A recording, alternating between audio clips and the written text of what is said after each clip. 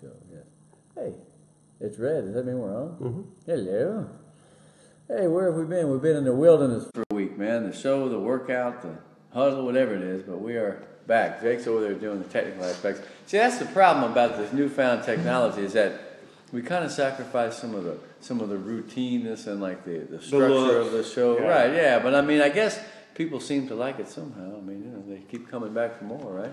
It's a sex appeal, I think. Is it Both really? of us, our hair. Yeah, it looks like we're going bowling with our heads. Anyway, yeah, Greg Silver, Jake Berry. We took the week off. We were on a sabbatical in the wilderness, as I say. But now we have returned, and we're here to talk, my friend, about the playoffs. It's at some points in time during the season, I felt like it was going fast. Then there was always that drag, but now we're going fast again. And there's a bunch of teams out there going, what do we get for finishing first? You get San Benito. Oh, must be the... Vela's over there saying, this is what we get for winning district. And Rio Hondo's like, oh, good, we won this flip. And so we got... Simpson. Again. Yeah. Otra vez. It's 09 all over again and September, August 26th all over again. You know, the team, this is probably, it may not happen, but I'm looking at it. Lifer's got a decent chance, man. They don't have that tough a draw at all, man. I mean, you know, Yeah. I know. They're not a bad team either. They're You know, not. offensively, defensively, it's probably the more balanced team that they've had since. They're like Rowe. They're like a couple other teams that they're doing everything pretty well because it used to be that video game zing zing, Yeah. but now they're playing some defense, man. So they have a chance. We're here today to tell you that everybody's got a chance. Even 1-9 La Villa, although they're playing Refugio, and it's going to be pretty tough. Yeah, it's hard. I mean, you got a team like Refugio who, doesn't put their bench in because they need to practice for the playoffs. Now they're in the playoffs. There's no chance in them pulling their bench. 9-1. Their only loss is Navarro, and Navarro is going to get PI if PI beats Sweeney. Mm-hmm. Hey, you know, La Villa actually played Refugio 3 times in the playoffs. Last year it was ugly, but back in 1990 it was close. Yeah. And in 2002 it was 24-17. So I mean, in other words, history could be in the making. Although I will tell you this: those old Refugio teams were nowhere close to where this one is, and so that could be a tough muster. Well, that's the end. That's the bottom. Yeah. Except for St. Joe against the Nolan Vikings. Let's start at the top and let's talk about how District 30. All right, let's go by division. Let's talk about Division 1 right now, okay? Yeah. But before we do, let me just tell you my cute catchphrase of the week. San Benito lost the battle, but it probably won the war. Yeah. Yeah. It's a good time for them to lose that game. Which is, to me, I mean, I know there's a rhyme and a reason to it, but I keep telling myself, wow, so Harlingen is going to end up with Steele if it gets past. I mean, or no, Harlingen's going to end up with who? Okay, this is a foursome you'd like to play golf with: O'Connor, Judson, Westlake, or Reagan. Okay. Yeah. See, that's what you get for the third round. Anyway, all right, not complaining. Yeah. Let's see. Okay, 6A Division 1. United against Memorial. Now, you know, Memorial's got that 20-game streak in district, 37-point margin. They won 20. This is a hard game. United is balanced, and they're playing well right now, man. Yeah, if there was ever a tough district draw for your first one when you're the number 1 seed, it's United, because this is a team, and we're talking about it. They are not the typical United team who were in the spread, sling it, and if your passing game's on, you're going to win. Coach Sanchez's boy is the quarterback. David Sanchez is second. He got 2,000 yards. He had a pretty good year. But this kid, I'm going to tell you his name here. Isaac Velasquez, as junior, has 1,400 yards. Man, they're running the ball really well, which means they keep the ball maybe a little bit more on the ground, takes them a little longer. The defense plays better. United is tough, man. This is not the United team that San Benito blew out 47-21 or whatever. Yeah.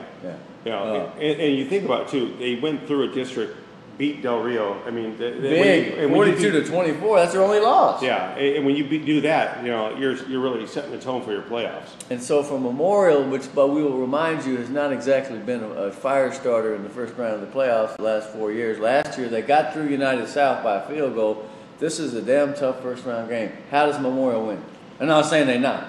Well, their defense that was playing well throughout district play has got to come up. Now, the one thing is playing in that district this year, when you have a team that's 2-5 make the playoffs, it's not exceptionally tough. There were a lot of teams that were just right there on, fighting for the 4th place. So, they're really going to have to step up. They're going to have to play good football, and they can't really have a letdown because it's going to come down to defense because, their offense is going to eat clock. Yeah, they're going to do good. I'll tell you what, I don't know who Sean Scalgan is, but, man, he's starting to make plays for that team every week. You got Kid Bro. That's why I call him now, Kid Bro. Yeah. Not Kid Rock, but Kid Bro. And you got Mendes, and you got the kid quarterback with the hair is doing Yeah. pretty good. Yeah, and all But I saw him this weekend. I can't remember his name. great hair, Angel Almaguer. Yeah. Great hair. Yeah. But Scalgan, I mean, he ran a punt back for a touchdown. He had a touchdown pass last 2 games before that. So they're going to have to score, though, because United will put some points on the board. I just feel like it's a very difficult first-round game, and if they make it through this, man, they're a champion for sure. Yeah. I don't mean state champion, but they would play like a champion. They can win. Yeah. But United's had our number for a while, and at first it was looking like they weren't that good, but I think they're that good, and it just kind of pisses me off that here they are against Memorial first round. All right, so what? Lincoln and Southwest, right? Lincoln, I say. Yeah. What is Lincoln? 2-5. What is Lincoln? That 2-4. 2-4. Yeah, sorry, 17. Yeah. There were 4 teams at 2-4. Yeah. Incredible. Man, that's a weird thing. Yeah. Right? McAllen and Mission fell out. La Jolla fell out. It's hard, you had to do all them different scenarios, and all of a sudden here comes Lincoln, and we had them out. Remember we said, no, they don't have a game left. They're not going to make it. They made it. And we thought Rowe would be the odd man out because of the way their season was shaking out. They lost to Memorial and made it. Yeah. Then thank God for Mission. Yeah, I know Mission, man. Golly. Yeah. Not for Mission. This district, it would have been a whole lot easier to pick. They solved the puzzle. All right, so Lincoln and Southwest. Southwest started out poorly, played a very tough schedule, but they did win 5 in a row to get here. It's a pretty good little team, man. So, Yeah. I mean, but you look at the 4 teams coming from Laredo, man, that's probably, to me, the one that you can beat. Yeah. And so it's good that Lincoln has that matchup because they're the weakest of the teams from our district. Who knows? Maybe they could surprise some people. And that's You an never know. experienced team. You have to remember, most of those kids played last year on their playoff team, albeit they didn't win, Yeah. but at least they have some playoff makeup in them. Well, here's the thing about Lincoln. They did play a tough schedule, but they didn't really score that many quality wins. Yeah. Their strength of schedule is not that strong. Or their strength of schedule is decent, but their quality wins are not. Yeah. I mean, when you start picking nits, Yeah. as my grandmother used to say, it's going to be an uphill struggle because Southwest is 7-3. Yeah. Right. But I mean, like I said, if you want a favorable matchup in this district, because I'm thinking, please don't let us get swept. Yeah. Honestly, I'm not trying Yeah, to be really. ugly, but I Yeah. mean, this might be it. Although Lincoln hadn't played in 2 weeks, so they're going to be good and rested. Yeah. All right, we'll see how they do. Okay, Division I still. Okay, Los Fresnos and North. Man, they played like 27 times the last 2 or 3 years. Yeah. Right? Played twice one season. Was it 2 years ago? No, it was last Yeah, year, right? It was last last year. Beat them 42-14 in the playoffs. I remember when they played back-to-back in 07 and 8. Yeah. Those Fresnos came up to North and beat them 70-28. I've never seen anything like it. That was a great football team, one of the top 10 teams in the history of the Valley. Yeah. But then the next year, North got them. Mm-hmm. So they have a history together. And so what do you think? Los Fresnos got hot. They had that 3-game losing streak. Then they got hot at the end. And so here they are. Yeah. And Edinburgh Knocked North. out Weslaco. Yeah. Shut them out. Edinburgh North, couldn't buy a win the first couple of weeks. They were 4-4. very close in a bunch of games. Yeah. They put it together and go 4-6 to end the season. But Los Fresnos is tough. I mean, what they did to Weslaco, they really set. They knocked them out. Yeah. They knocked them out, and Weslaco hadn't been out of the playoffs in forever. So Los Fresnos, I think at 6-4, probably has the edge. They are playing in Edinburgh, though. Okay, so playing that's a Friday or Thursday. Thursday night. It's a Thursday night game. Edinburgh North has scored 108 points the last 2 games. And, they haven't played, exactly the 76 Steelers, but that doesn't matter. They've scored. Christian Espinosa's run a wild, man, like the wild bull of the Pampas. And Ethan Vela he's like what's his name, Gutierrez from McAllen. Got his chance. He come back, had 200-yard game. I told you that guy was going to get the ball a little bit because you can't run Justin Garrett 25 times. He's not that durable. He's tough as a boot, and he'll do it. He'll run 50 times if you ask him, but it's good to have all 3 of those kids contributing. So I like Edinburgh North's chances of hanging with Los Fresnos. Only thing that worries me is that there are 2 linebackers out for the Cougars, Balde Hinojosa and Javi De La Cruz, and that's 150, 140 tackles between them. Now here's the good news if you're North. They got 2 sophomores. You know these guys, or I think. Joey Esquivel's brother, Mark, number 9, baseball player, real good hitter, first baseman. He's a tackler too. And Robert Rodriguez is, his son, Mario, 21. And let me tell you something, man. You need to remember that name, Mario Rodriguez, 6'1" already, about 185. He's a huge weight room guy. His dad played for North. His brother played for North. He's made a bunch of tackles. It's a family affair. Absolutely, man. And so this guy can play. So the thing is, sophomores in the playoffs, sometimes it works out right because they don't know enough to be nervous. They just go and hit somebody. Hell, even if it's the ref. I hope not. But you know what I mean? So whereas sometimes the guy gets a little bit tight, man. But these guys are just going to run and hit, man. Especially Mario, man. He's very aggressive. Mark is a smart guy, and he's strong as a bull, just like Joey was. Not quite as big. Yeah. But no, I think those guys will be fine. Now, how do they account for Mata, though? because that's a great That's running tough. quarterback. And Absolutely. that's the thing, you're going to have to put a spy out there. So, when you do that, you're going to open up one-on-one coverages on the outside. So, And the draws, and Salazar, Yeah. man, they got a good back too. yeah. So, I mean, the question is, is the North defense, I mean, they have a great line, they're Yeah, a they big do. line. Yeah, they do. Is their secondary and their linebackers quick enough to stay with them? And if they do, what happens on the outside? Are you going to open up one-on-one? I think that one of the keys is going to be Isaiah Valdez, number 10 or number 7. Number 7, he was 10 2 years ago. I'm getting a little bit long in the tooth here. He's a big hitter, and he can run, he can cover. Salinas, 28. They've got the defense to hang with those Fresnos. No, I'm just wondering if they continue to move the ball like they have the last couple of games. Of course, this is a step up in competition. Yeah. Does Los Fresnos have the defense to hang with North? I think it's going to be a fun game. I'm really looking forward to it. And does your quality of competition to end the season prepare you for what you're going to see in the playoffs? And that's the question. It is a good question because you're looking at it was the Bears and the Wolverines, right? That North beat and scored 108 points. And this ain't no Bears or Wolverines. This is the Falcons. What it does is gives you repetitions of being successful. And so what you tell the kids is, okay, look, now we're going to go to this next game and do the same things that we've done. And don't even bat an eye. Don't be thinking about this. We got this. We do it like this. So it's repetition and quick habits form, just like they do when your team is bad. You're like, oh, I knew we were going to do it. So, yeah, it's a step up in competition, and so you got to kind of wonder, will they be able to, if they can do that against those Fresnos, they're going to win. Because Christian's been going nuts, man. He even, busting through and dancing, he's going crazy. Yeah. 192 yards. The question is, and we're going to find out right now, did 32-6A season getting them, in a tough spot? I mean, you're beating the hell out of each other for all these weeks. Yeah. Are they beat up? Are they going to, did they hurt themselves in, getting literally to the spot? Yeah. and figuratively? Well, I'll tell you what, those Fresnos, they beat East by a point, they beat Weslaco, and they proved themselves. And remember, we had them up at the top of the heap in the beginning. They went to that 3-game losing streak. We're like, what's wrong with them? They're peaking at the right time. Yeah. So that's going to be a good football game. I think Los Fresnos is favored, even though they're playing on the road. Yeah. I think it's a touchdown or 5 points. Because North is 4-6, man. I mean, quite frankly, there's a chance that they're a paper tiger because the teams they beat at the end were weak. Yeah. And there's no offense to those teams. Maybe they'll be champions next year. We're just calling it like it is. Now, this is a tough one. It is. You look at this one because They're all economy, all the Edinburgh schools made it in. I know, man. And they're all facing tough matchups. I mean, incredibly tough matchups. And this They could all go out. Yeah. They all came in. They might be all out. I know, congratulations, you made the playoffs. Yeah, like that soccer lad 2 years ago. And 8 made it, 7 lost the first day. Yeah, so right now, here we are. Harlingen faces Economides, and it's on the road. So, just a tough first round matchup. Well, you're only playing the hottest team around. I mean, but I'll tell you this. I watched the Jags against Vela, and believe me, ad infinitum, because we'll tell you in a minute about the 2-hour delay when the lights went out in Georgia. It's not going to be like last year, man. They beat them 60-7. I think the Jags are way more competitive. They're getting healthy at the right time. They still don't have what you would call championship caliber play from the quarterback position yet. Roger came back. He's still feeling his way. This Albert Guerra, the lefty. That's probably where they're going to have to. Well, they do for 106 against Vela, but I think they can compete with Harlingen. But from what I saw, watching the Battle of the Arroyo tape, man, Harlingen started to do something that they used to do when they were really good: get special teams play. Yeah, that kick, punt return. Yeah, man. I told you about Fuentes a couple of weeks ago. That's very. And you watch some of one of the catches. I'll have some extra highlights. Yeah, I mean, you tip the ball straight up and you catch it back in the end zone. I mean, just superb receiving, and then you put that with Tienda's running. Incredible. When you play loose and you play with confidence, you make things happen. Yeah. If you lay back and you're on your heels and hind legs, then things will happen to you.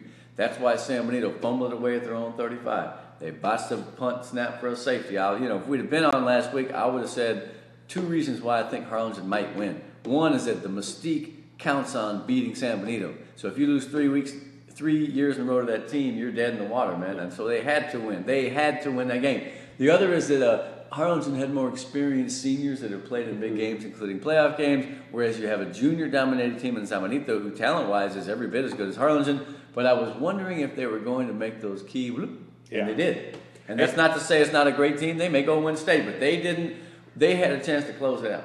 And we saw something last year. I think both of us looked at Memorial being when they played Harlingen, having the edge, because we thought Spates and DJ Johnson on the outside, and it was a hard matchup for Harlingen. Defensively, you give Manny Gomez enough time, he's going to find little kinks in the chain and the armor, and look what he did. I mean, he was able to draw up, and that's the impressive thing about Manny Gomez's team. Even when he's maybe not in the discussion for Coach of the Year, he comes up with something like this. I was going to say this. Look, you'll say Bobby Flores and you'll say Jason Starkey and JJ Leja. After a 1-2 start, when everybody left Harlingen for dead, to come and win that district like that, I don't know, man. If you don't have Manny on a long list, then there's something wrong with you, because that's a great job that they've done over there. Because for a while, there people were like, nah, Tienda's hurt, Castro, this and that. Look, he got 1,700 yards, 18 touchdowns, and 5 interceptions. Jesse Castro, for the last and 100th time, is a quality quarterback. And anybody who tells me differently, you can just go take a pill, because it ain't right. Yeah. I promise you, man. Yeah. They got a lot of good players in that team. The only thing that kind of worries me is they don't have that feature back if Tienda's not 100%. But like you say, preparing, give them a week. How are they going to prepare for that slot T that the Jags run? The Jags have been running all kinds of stuff lately, man. They're throwing the ball to Pete Segura, number 2, who's a great track man and junior, my buddy.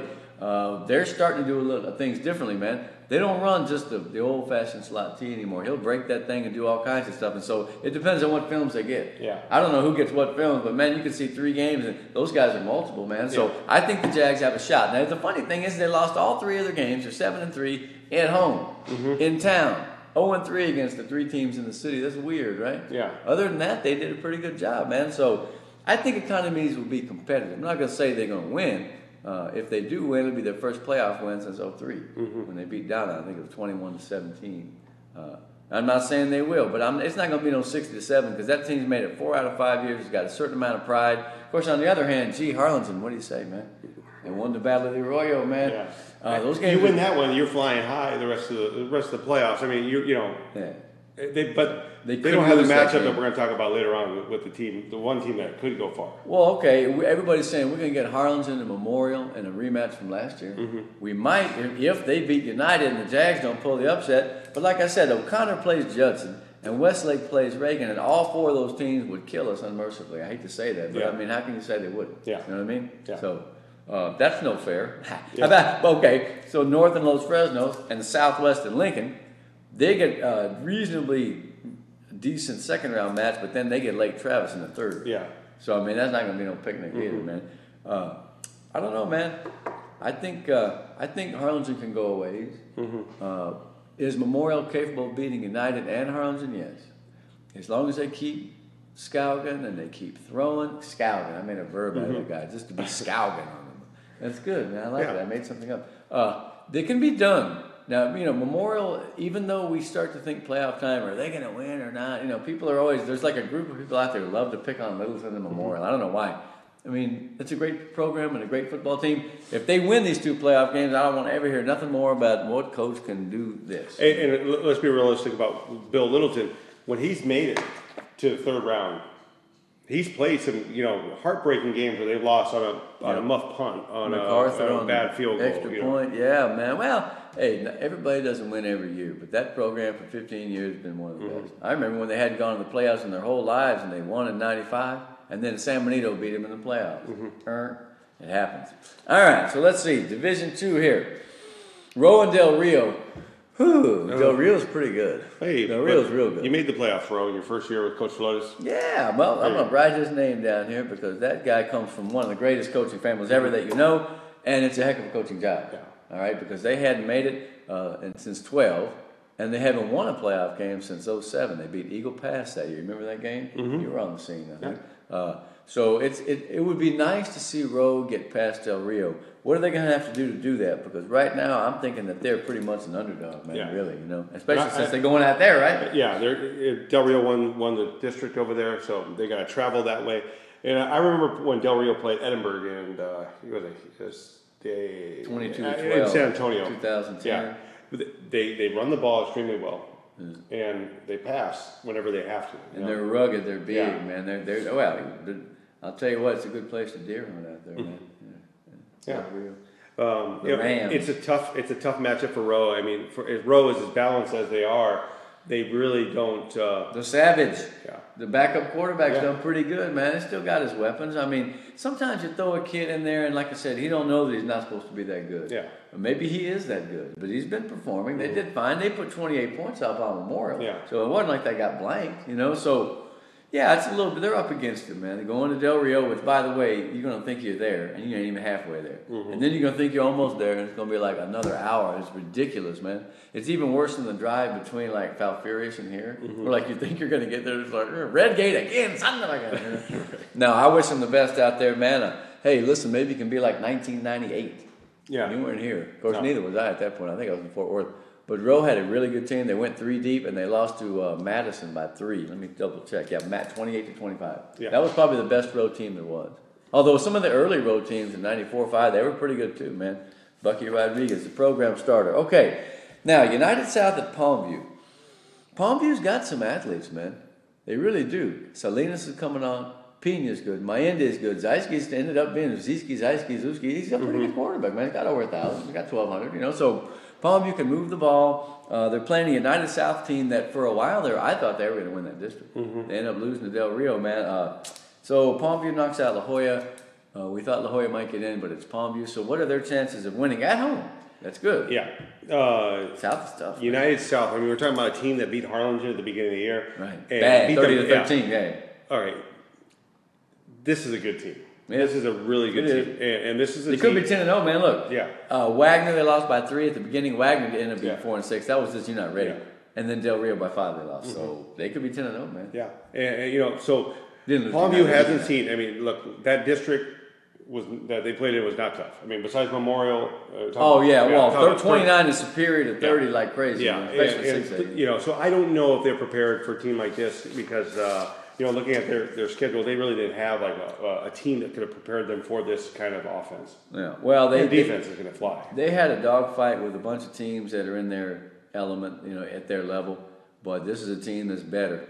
And so they're going to have to play a great game to win. I'll tell you, the only reason I think the Palmview has a chance is they do have athletes. You know, if you're a grinded out team, you know, if you don't have that many good athletes, then you're going to get killed by a team like this because they have a good football team.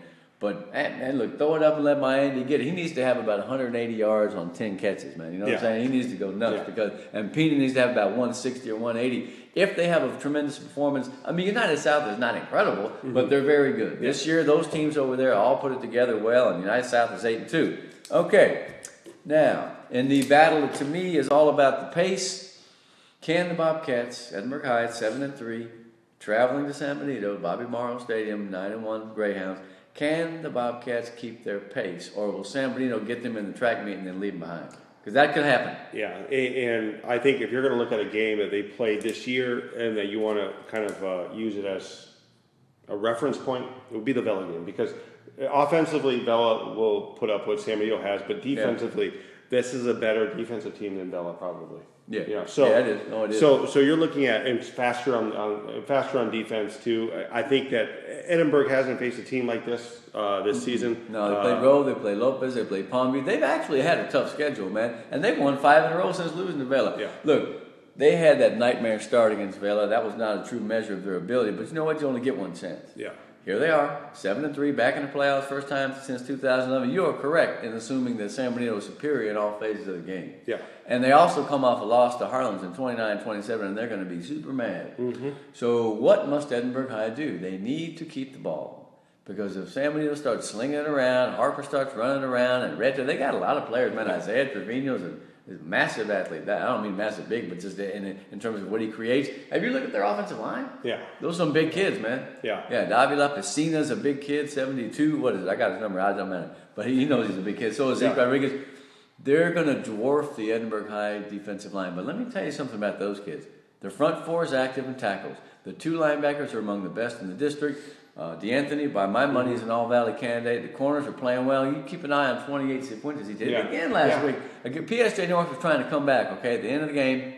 And Freddie got there right when the kid caught the ball and just knocked it away. He's just a smooth player. He's not big. He's kind of small looking, but no, he can play. They can play. Here's the thing. San Benito's got some guys that run on defense. He's 2 big kids, 95 and 90. Garcia, I think, is his name, and then 90 is a sophomore. They're fast. Yeah. They really are, man. So will Edinburgh High be able to run the ball? Because you know what they're going to do. Yeah. Or do you? You know what happened? I've got a picture of the guy, Antoine Woodard. Yeah, Woodard, I yeah. tell you, basketball player, 10.6 rebounds, can jump to the moon, lefty.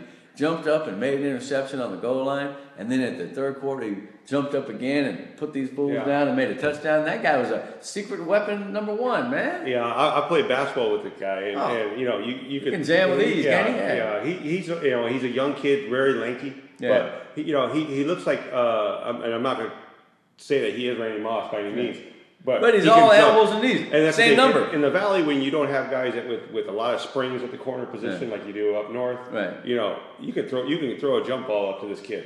And they did, Yeah, and that won the game. yeah.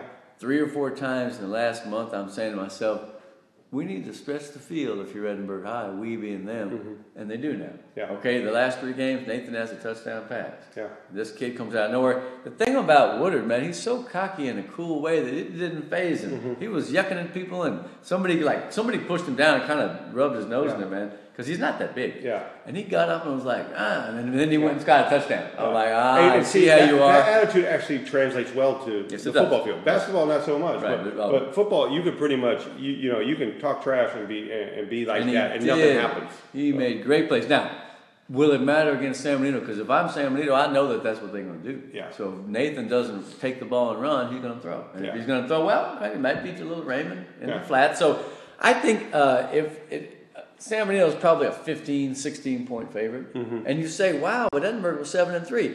A methodical team out of its pace will get beat badly. Yes. But a methodical team that can keep the ball for 12 plays and get points and not let San Benito go whoop, whoop, whoop, has a chance.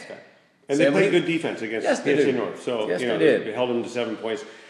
But this would have to be one of those games where everything just goes just right for Edinburgh. Yeah. But look, it's been a magical season. 1 loss in district. I know, man. You got to be You kidding. didn't have to be smoking crack at the beginning of the year to think that was going to Hey, happen. you Not get in trouble to say doing that. Yeah. Let's Not not the even, 80s. no. So- Hey, but you know, the last time Edinburgh made the playoffs, they lost to San Benito. We were there, Yeah. 24-17. Victor Montemayor was the running back at the time. Yeah, he was. Yeah, I don't know, man. I mean, look, the Edinburgh schools have a tough muster, but let's see how they come out. I think San Benito. I mean, listen, that was our #1 team all year for the most part. Surely they're going to blow these guys away. Everybody thinks that Edinburgh High is always going to get blown away, and they haven't yet. Yeah. We'll see what happens. Now, what about East and Villa? I told you that East had the killer schedule. They were somehow going to make it, and it's still a team to be reckoned with. Villa better not count their chickens because they ain't has anything yet, I promise you. Yeah, and I don't think, look, playing in this district probably didn't really prepare them for this kind of game. I mean, besides the PSA North game. The Jags gave them a battle, man. Yeah. They did. But, you know, you got to remember, this East team, you know, they can play defense when they want to. They did it with Westerville. Their offense can play. They did it with Memorial at the beginning of the year. Yeah. So the question is, can they put it Beat together? Saraland too. Yeah, can they put it together in this game? I mean, but Vela hasn't played a team like this yet. They really haven't played a team. Oh, let's see. They have beaten Victoria East at 7-3. Yeah. Brownsville Vets at 8-2 is not unlike East. So, but I hear you, man. In district especially, but they did beat PSG North when they were 7-0. Let me tell you about the Jaguar game, because at 2 minutes and 52 seconds left in the third quarter on Friday night, pump, out go the lights. And not for like 5 minutes, but 2 hours and 15 minutes. I mean, at first it was fun, because here's something that amazed me, and I had to get this explained to me.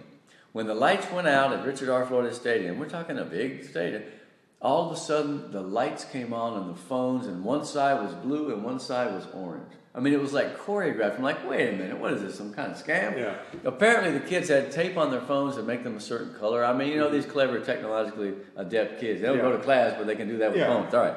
So that was cool, and everybody was freaking out and laughing, and what the hell is going on? And then the band started playing, and the Economides kids, after about 20 minutes, there were cumbia music. There was a dude up on the bleachers, he was and the Jags were dancing in their uniforms, and the Vela kids were having relay races with the cheerleaders. It was phenomenal. I felt like, where am I, in Zilker Park, where the dogs and the frisbees, and here come the cops. You know, it was like an outdoor festival. I will say, I did hear that the security and police did a tremendous job in that game. You know, once the lights went out, they actually knew what they were doing.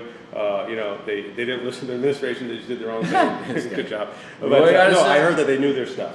Roy got us look, and he's a guy that stays cool in the clutch. He just got on the horn and made his thing. We got on the blower and called his people and AEP. They finally got the lights on, and I'll tell you about the game just briefly. The Jags bothered Vela, with their quickness on defense, okay? It was only 7-0 at the half. Vela fumbled a punt. There were 7 turnovers in the first half and 18 penalties. It looked like laundry day, man. It was unbelievable. One of the worst played halves of football I've ever seen. I think both teams were tight and both teams were uptight. In the second half, you know, when the game finally started again after 12, by the way, I'm like, geez, I got to take my kid home, which I did. And ran back, by the way. Luckily, we lived close. Then they played good football, both teams, which means that the Jags, you know, they came back twice, but every time they came back, Vela hadn't answered. Brandon Guzman, he'd had a rough night. He dropped a punt and got his bell rung, but he ran the kickoff back 93 yards to make it 21-7. Then the Jags came back, and it was 28-14. But then this other guy that was playing for Vela scored his 4th touchdown from 44 yards out, and they didn't even touch him. And his name would be? Robert Guerra. Now look here, man. Don't matter what you want to say about the fact that he's playing the game. There's no better football player in the Valley. It's not even close. I'm telling you. That's it. He hadn't played in 6 weeks. He had 14 carries for 142 yards, 4 touchdowns. And here's the thing. He looked a little bit thick, and he had a wrapped ankle, and he was kind of slow to get going. I saw him work his way into shape in the space of like 2 hours. By the end of the game, he took off on that 44-yard run, and it was like his hair was on fire, man. I mean, he was just shot out of a cannon. It was pitiful. I mean, I don't know if y'all have the video, but and here's what impressed me the most. The dude played on the kickoff cover team, and he ran down and bounced some guy so hard his head almost fell off. But he did knock him down. Robert fell, he rolled, he got up, and he tackled the kid into the pile. He just wants to play, man. He's paid his dues, and he wants to play, and he makes them that much better. And that's why, even though East is good, and it's going to be a struggle, how can you pick against Robert Guerra, man? Yeah, it's tough. I mean, you know, for East, it's going to be a tough matchup. Now, I do know that team, they've been looking forward to this. You know, East they've is known always for a couple rugged weeks. tough. Hell yeah. So, yeah. you know, look, they're not as big as they have been in the past on their line. Yeah. You know, they don't have that stable running backs, but they have good running backs. They've got a quarterback that's going to be damn tough to knock down. Yep. So, you know, the question is, you know, will they have a guy that will come up big on the defensive end, you know, to really Will it be Vargas? to shut down? You Will got to it be shut down Rodriguez? I don't know, man. Will it be Pedraza's turned into a great running back? Yeah. Which, of course, the only problem there is that, and it's not a problem. He's not making as many tackles because he's playing offense all the time. No, Easton's a good football team. I knew it. I told you at the beginning. I was the one that picked them to win district, man. So here they are in a matchup against Vela. That is a great game. Absolutely, man. Now, area around Vela did not get the draw because they're going to have to play Del Rio or Rowe if they win, or if East wins. That's a tough second round game. Yeah. And then the third is Steele or Brandeis. Okay. Yeah. Okay. Next paragraph. Yeah. San Benito played Palmview or United South. Yeah. And then Churchill, Brennan. Look, man, San Benito gets it together. They can win 3 deep. They can be one of the 15 teams to go 4 deep in the playoffs because none of them teams are that strong. And I'm not trying to diss anybody, but I'm just saying. It's a good matchup to be Hey. in. And especially with Los Fresnos making it in, you get to play small school. And Well, that's what I say. They lost the battle, but they may win the war. Yeah. They may be the last man standing because we thought they would be for 9 weeks until they lost the battle Yeah. de Arroyo. And like I said, the reason that they did is because Harlingen had to have it. And when the old big dinosaur wiggles his tail and whops across the land, some things have to die, man. Yeah. Art Galvan down in Mexico, my homeboy, we've been emailing back and forth. He was at Cardinal in the early 90s. We kind of figured that it would come down to a field goal or something. Nacho Salceda, 51-yard 51, field goal. yeah. No, he can stay with me. Nacho Salceda, which is probably Roy Rios, Nacho Salceda. There's only been a couple better. 51-yard field goal against Carroll in 1994. I remember the game. Gio Gijin broke the record, 52 yards, 3:41 left in the Battle of Arroyo. I just wish he'd been there in 2010 when he was at Cal Allen. Remember the Stevens game when they couldn't make an extra point in overtime? Yeah. Gotcha, man. I wish he'd have been there. But this guy's, he made a 40-yard in the game, too. No, Harlingen is playing great. Don't get in the way. It's going to be ugly. But you know what? I'm just telling you, wait and see what the Jags do. It's not going to be no 60-7. All right, so the 6A picture is incredible, and you can whine all day about the draw, but this is what it is, man. Go play.